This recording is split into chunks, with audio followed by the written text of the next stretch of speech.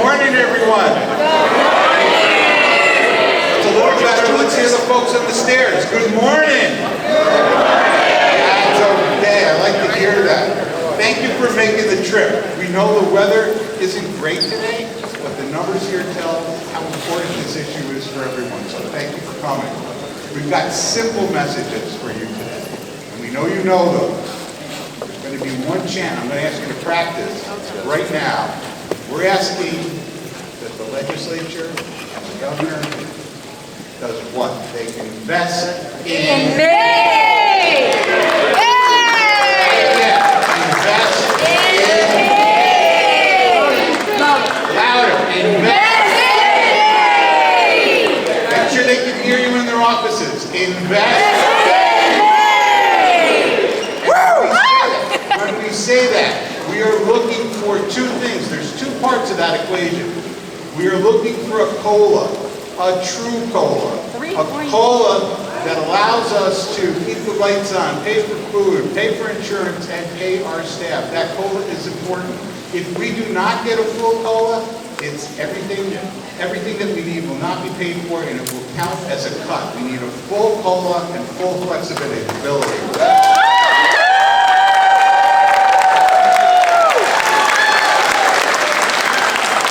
The other key piece is our workforce, and many of you are here today, is fundamental to what we do in supporting people across the state. Our workforce needs an investment. We need to make an investment in our workforce, and we need it now. So workforce, workforce, workforce. Try that. Workforce, workforce, workforce. What's the other thing? COLA. And together, looking for them to invest in me. Again, invest in me. Invest in me. Okay, I think you're almost there. Almost there. We're gonna work on it as we go through the program. But first up, we are thrilled to have with us someone I think can get the room and work it a little bit better than I am. We've got Senator Mannion here. So.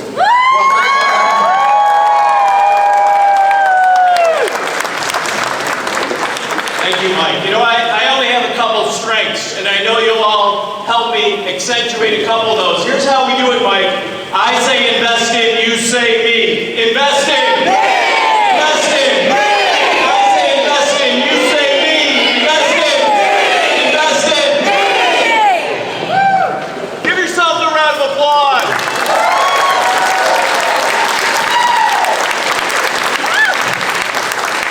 It is great to see so many friends here. It's great to see so many familiar faces. We have important work to do here, folks. We need to make sure that we get the attention of me, of my colleagues, of the governor, to make sure that we do that investment. And we have come a long way. We've got 3 years in a row where we've had a COLA, where we've had a cost of living adjustment. But we can't keep our pedal off the gas because many of you know the challenges that exist out there. Not being able to attend programs.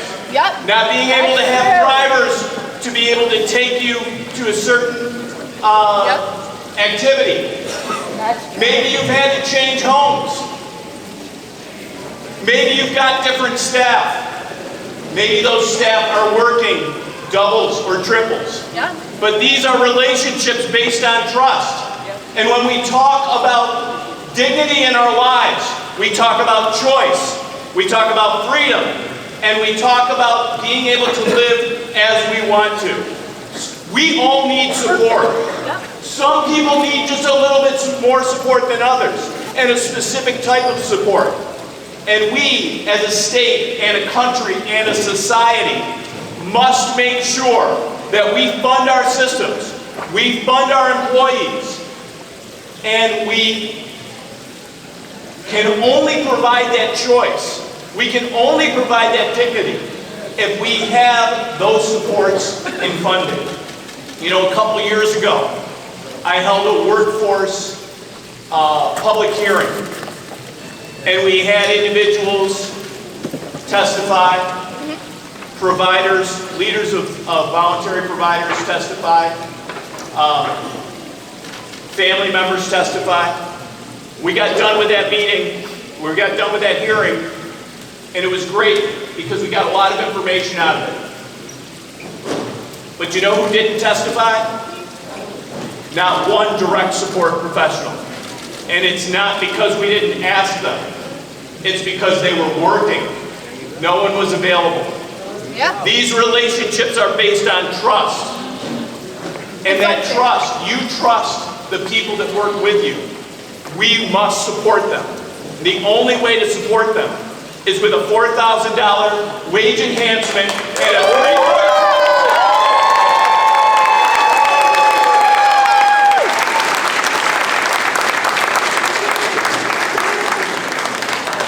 Standing up for people with disabilities is our duty. It is something that we all must do. Just as we stand up for others in our society, we must stand up for those individuals. We stand together with a collective voice to make sure that we are not forgotten, to make sure that our family members aren't forgotten, and make sure that the individuals that work with us are not forgotten. We have delivered real results. We should be proud of those results. The only reason we achieve those results is because of all of you, because we have all stood in a collective voice and said, you must support this system.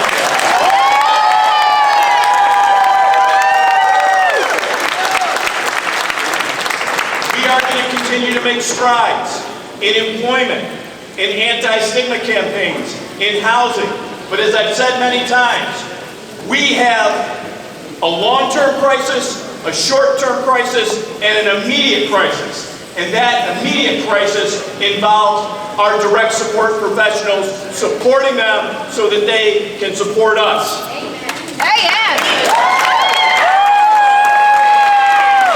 On employment, I was proud to have helped launch a new pilot program at Syracuse University that empowers entrepreneurs and job seekers with disabilities to succeed.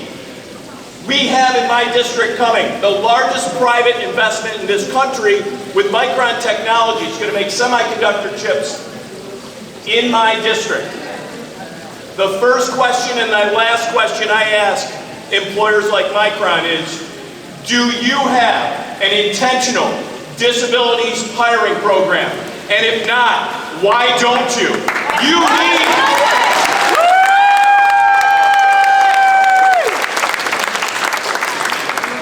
need to fill your workforce, and you have hardworking, dedicated, trustworthy individuals that are out there that want to work. The unemployment rate for individuals with disabilities is 70%, and I'm proud to say that a piece of this is legislation, and we have advanced legislation to make sure that there are opportunities out there. So whenever I meet with an employer, I ask them that question. We're going to keep working for better wages for DSPs. We need to make sure that we have a workforce pipeline, and we have done that with legislation and funding to make sure that we have pilot programs, that we partner with our community colleges, to make sure that we have the right people going into the field, that there are no barriers for them. We need more DSPs. We need to value the DSPs that we have, and the only way to do that is to make sure we fund it, and we have the laws, the regulations, the rules, and the incentives to back it up.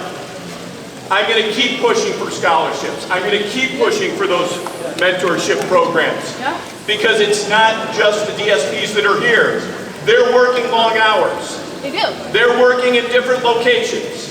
They're doing it out of the goodness of their heart that sometimes they have to work 2 shifts or 3 shifts in a row because there may not be anybody there to work that shift. So we must support them, and one way to support them is to make sure that people know about this career pathway and that they go into it.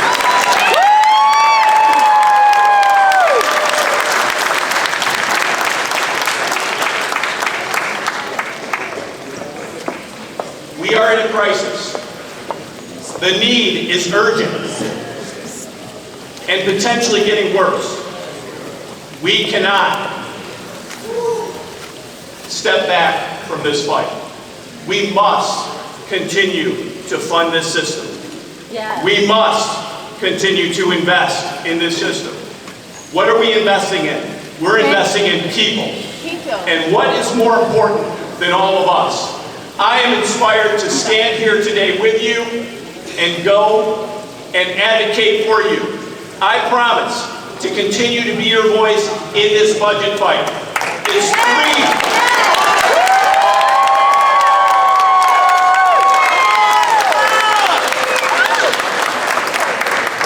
$4,000 wage enhancement for our DSPs, and we need a 3.2% COLA to make sure that we can support it.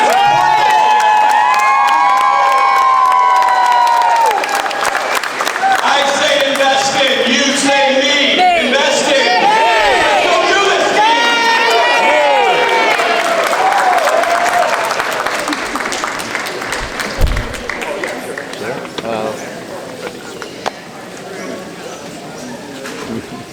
I'd like to introduce my Senate colleagues here. I'll allow the Assembly member to introduce her Assembly member colleagues. But with me, who do I have? I have Leah Webb with me. Leah Webb.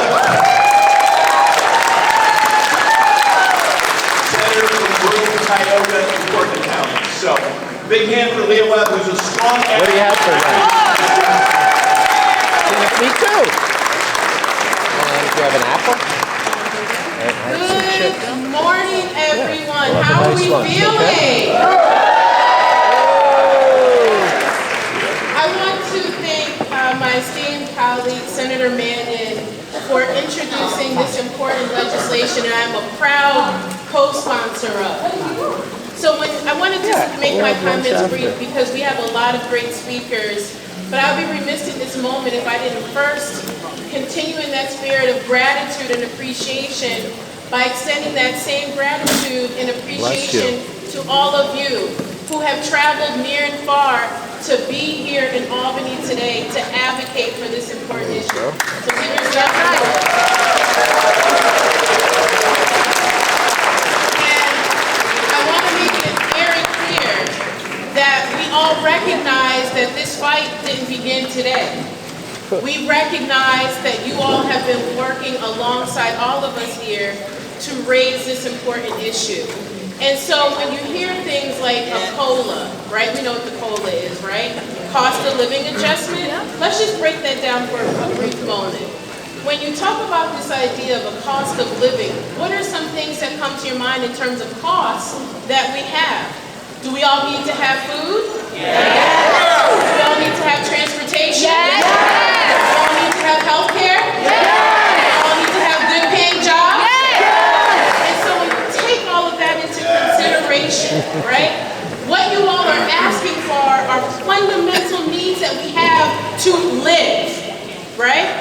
And so taking that into account, when you talk about the work of direct service providers, I have relatives who are DSPs. And I will say to you, that is a job that requires the spirit to do the job. You are helping folks navigate their daily needs, right? You are providing care, support, oftentimes in ways in which people don't even extend that gratitude. And I'm not talking about the patients that you provide services for. I'm talking about some of our governing entities that essentially don't recognize the value that you bring to our communities. But I'm here to say that standing here alongside all of you today, we are going to change that story, right? Yes. And so, as I close, when you talk about wage enhancement, right? The need for it. These are things that are fundamental to allow our communities to thrive. When you talk about a COLA, again, these are fundamental needs. And as a state, we have not only a responsibility, but it's just the right thing to do. Am I right? Yeah. So again, as we continue to send that message of investing in me, know that we are standing here with you to say not only do we recognize the importance of investing in you, but when we do that, we all win. Okay? So let's get this done. And so again, thank you all so much for being here. Again, invest in. Invest in.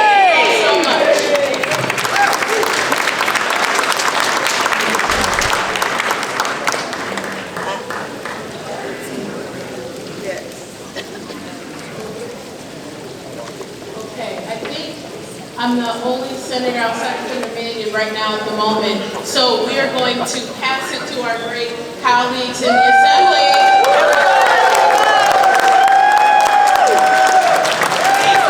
Thank you everyone, and good morning. Thank you. To Albany, I'm Rebecca Seawright, Chair of the Assembly People with Disabilities Committee, and I'm joined here by some champions, my colleagues in the Assembly, who I would like to introduce. Nader Singh, raise your arm.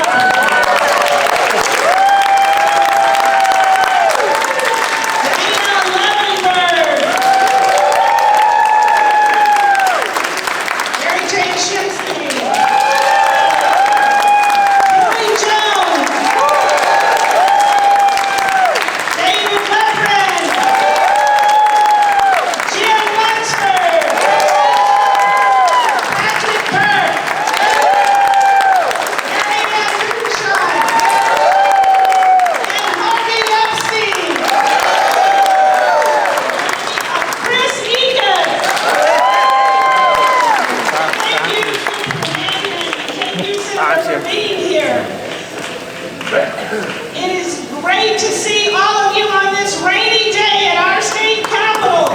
Last year, we debated and twice passed the Equal Rights Amendment to the New York State Constitution, which would prevent discrimination against people with disabilities. And I'm proud that this historic moment has come, that you will see it on the November ballot. Everyone will flip their ballot over and have a chance to support it.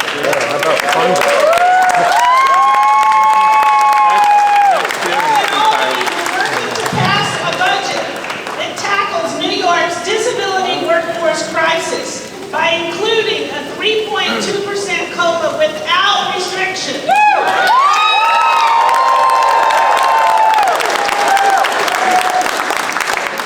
I'm pleased to be supporting, along with my colleagues, a $4,000 direct support wage enhancement. We need a qualified, competent, reliable, responsible, and fully funded IDD workforce.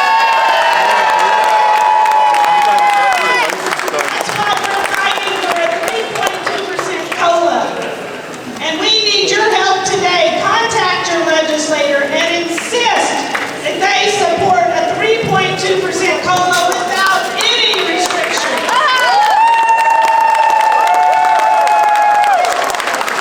Let's solve this workforce crisis today, and let's get it done in our state budget. Who do we want to invest in? Thank you all.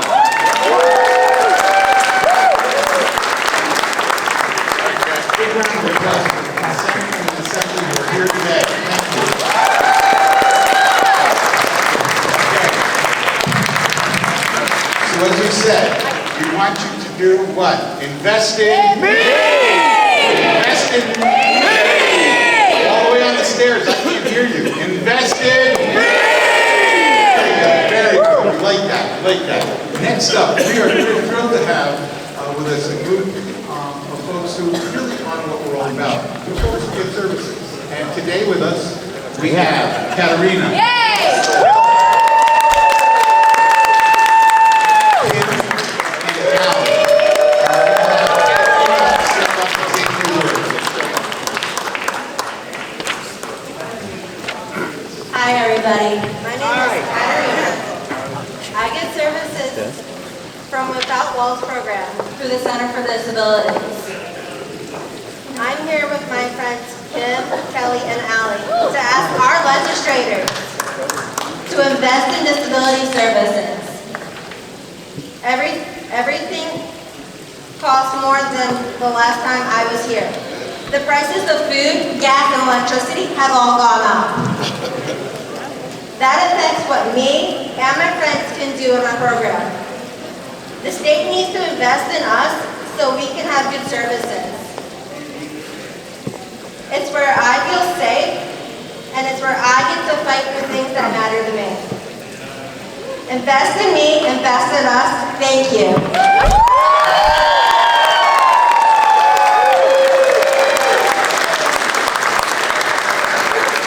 Also trying to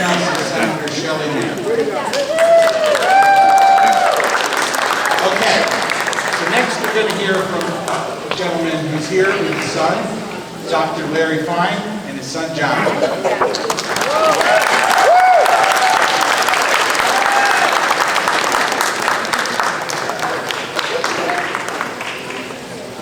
Thank you. Thank you all for coming. And thank you to all the legislators that are here. My name is Larry Fine, and this is my son Jonathan. We're from Saratoga, so we didn't come as far as a lot of you, which is really great to see. John has autism and lives in a group home, and he goes to a day hab managed by Saratoga Bridges. He's living with the reality that the system upon which he is dependent is in crisis every day. New York's leaders are accountable for this system, and they must correct the crisis that's been allowed to perpetuate for far too long. The state has made no investment in our system for 10 years. Last year's increase was announced as a historic investment for the field, but that's just political rhetoric. The 4% increase didn't even cover half the cost of inflation. Year after year, our providers are falling further and further behind. These providers have been forced to make do with less than they need, and today they're providing less than is needed. This is not the fault of the individual, but a faulty system. The workforce that my family relies on is faltering. More than 20,000 positions in direct care are vacant across the state. Essential shifts go unfilled, and our agencies cycle through a revolving door of support staff. Facilities are degrading. Our day programs have been cut back to the bare essentials, and they're closing. Our homes have been closed. So please imagine that you have a child like Jonathan who needs support with activities of daily living. Imagine that over time your child came to trust their support staff, and the staff came to understand all of the nuances of your child's nonverbal communication, their emotional triggers, and how to soothe them during stressful periods, and how to make them laugh. Now imagine the staff leaves. They leave not due to lack of dedication or concern for your child, but because they aren't earning enough to put food on their own table. So they leave and there's no one to take their place. Now they're already overworked, and underpaid colleagues have to pitch in and cover their shifts. Now your child will experience what John has been living with, a revolving door of staff that are all well-meaning, but don't know the nuances of my son's needs. Furthermore, Jonathan, as most of us, do best with predictability and consistency. The skill, complexity, and responsibility of direct care work is deeply undervalued. What follows is that the people that they support, Jonathan and his friends, are devalued. That's not equity. That's not good for our communities, nor for our society. And this needs to change. We shouldn't have to come here begging every year.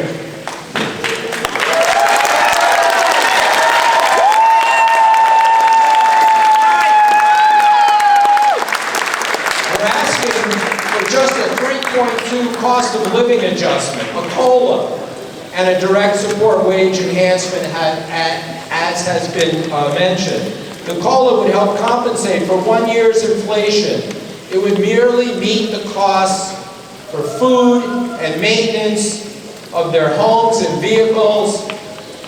This wouldn't improve the dire situation in their homes and day habs, but just keep things from getting worse.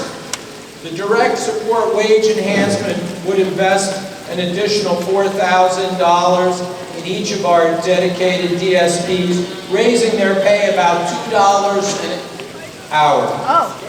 It's a minimal investment, but a needed investment. If New York is truly committed to equity, inclusion, and dignity for all of her citizens, it's an investment that must be made and made now.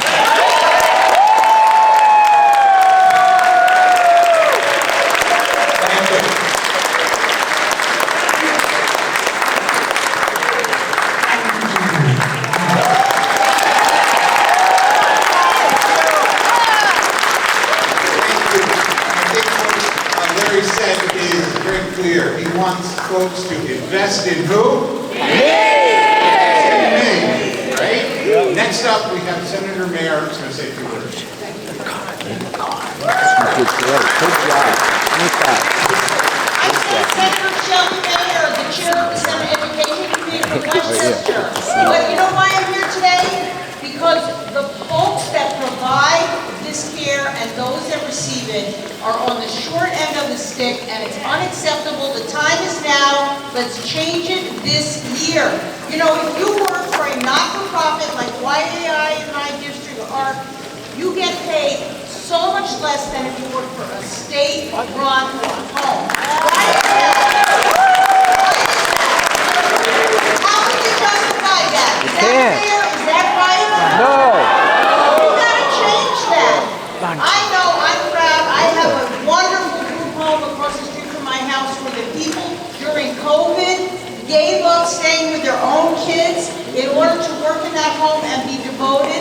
And didn't we pay them enough? No. Did we treat them well enough? No. And the individuals who live in that home, aren't they entitled to the security of knowing that people that love and care for them are going to be there and stay in those jobs? Yes, we are. That's the job we have. You're here to remind us.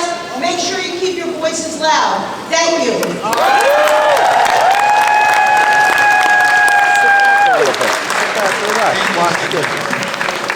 You've heard from people who receive support, you've heard from a family member. Let's hear from a DSP. Can I bring up right now Duke Yupet?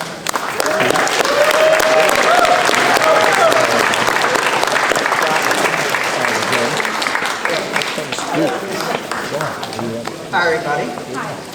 Yes, I'm a DSP. So, to be honest, this is my first time in this kind of realm. Sorry. So,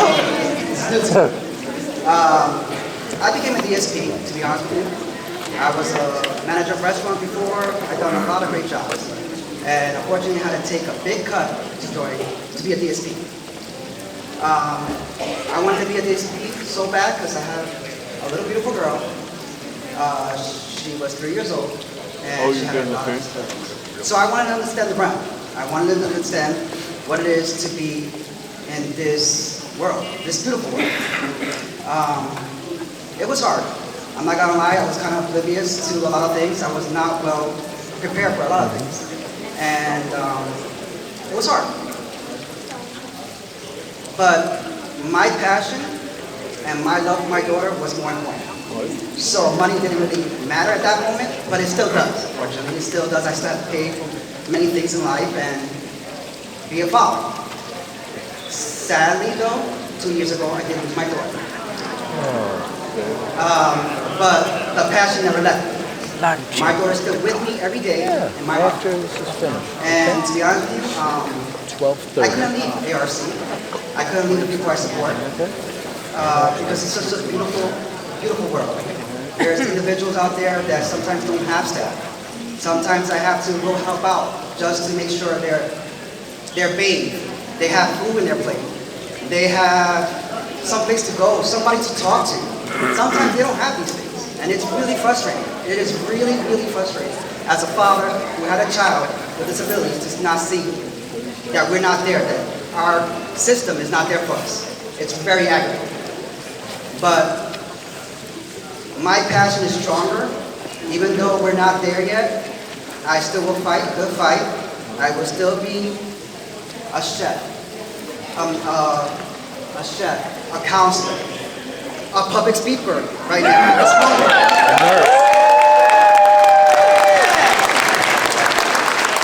I will do anything that needs to be done for the people we support.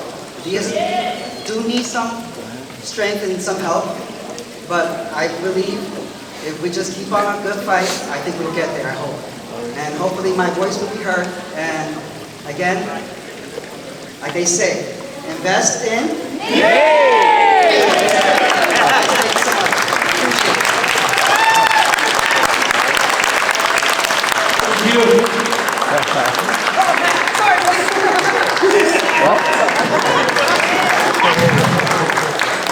So that's the key. We're all part of something, and there are other Dukes, there are other Larrys, and there are other Cats. They're just representative of a huge number of folks across the state. There's over 130,000 people in the open community system. We have 100,000 workers, but they have family members. We have families in every part of our communities all across the state. And you do put people first. You understand what that means. And it's about making sure that there is